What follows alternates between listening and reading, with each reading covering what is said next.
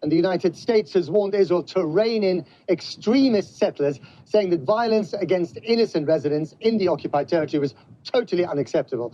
Well, we've been to 2 villages, one evacuated amid threats by settlers, the other was given 24 hours notice to leave, but the residents there decided to stay. Watch.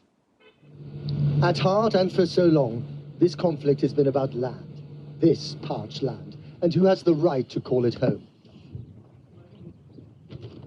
The occupied West Bank should be the core of an independent Palestinian state, but it's become a troubled archipelago of warring communities, Palestinian villages and towns side by side with illegal Israeli settlements. These signs are everywhere, but the greater menace is posed by the Israeli settlers and the army that protects only them. Case in point, we came across these soldiers this morning dealing with a small demonstration. One of the shots that rang out killed a Palestinian youth. What's going on?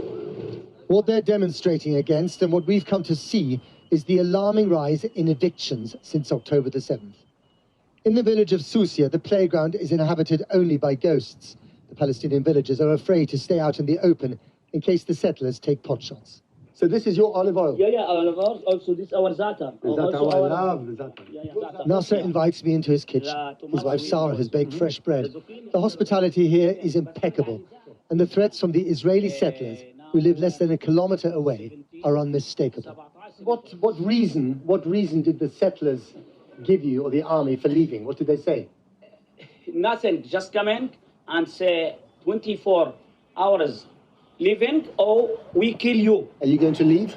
No. We resist them. We stay. You stay here? Yeah. One of the reasons they're not leaving is that they've already had to do so once before, when his father was thrown out of the village where he was born. But the reason... Outside, Nasser shows me another trick the settlers get up to. Yeah. You see? So the settlers cut the electricity yeah, in the into night. the village. Yeah, in the village, Shabal Bottom, yeah.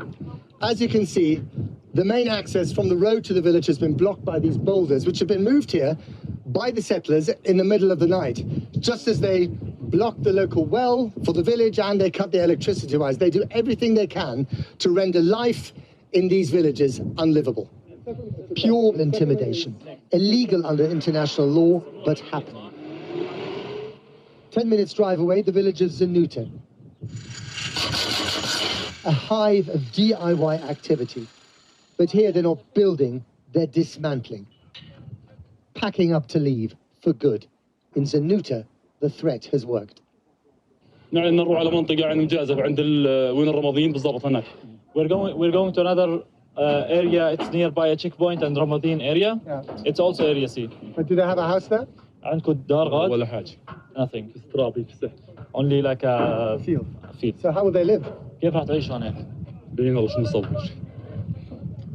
God's help us. And how long have they been here in this place? قديش لكم ساكنين هنا؟ استاذ. He said at the beginning, generations. He don't. The main reason why the houses here are so flimsy is that the Palestinian villagers never get the permission from the Israeli authorities to build anything more solid, more permanent. And on this door, we find a bitter irony. So it says here, humanitarian support to Palestinians at risk of forcible transfer in the West Bank, and at least a dozen sponsors, including the UK. And guess what? That's exactly what's happening. Forcible transfer of people. Like an insult to those packing up their homes and dismantling their dwellings, straddling the hill next door, the most solid building for miles, the headquarters of the Israeli settler authority in this part of the West Bank. Do you have any rights here? We don't have any rights because it's the ones that are responsible for our life, the judges that we are asking them, for example, a permission to build a school, a permission to build a home, are the settlers that are aiming to take us away from here. As he helps to roll up the family carpets, in the house that used to be his, in the village that he grew up calling home, Nassim may be too young to understand, but he will never forget.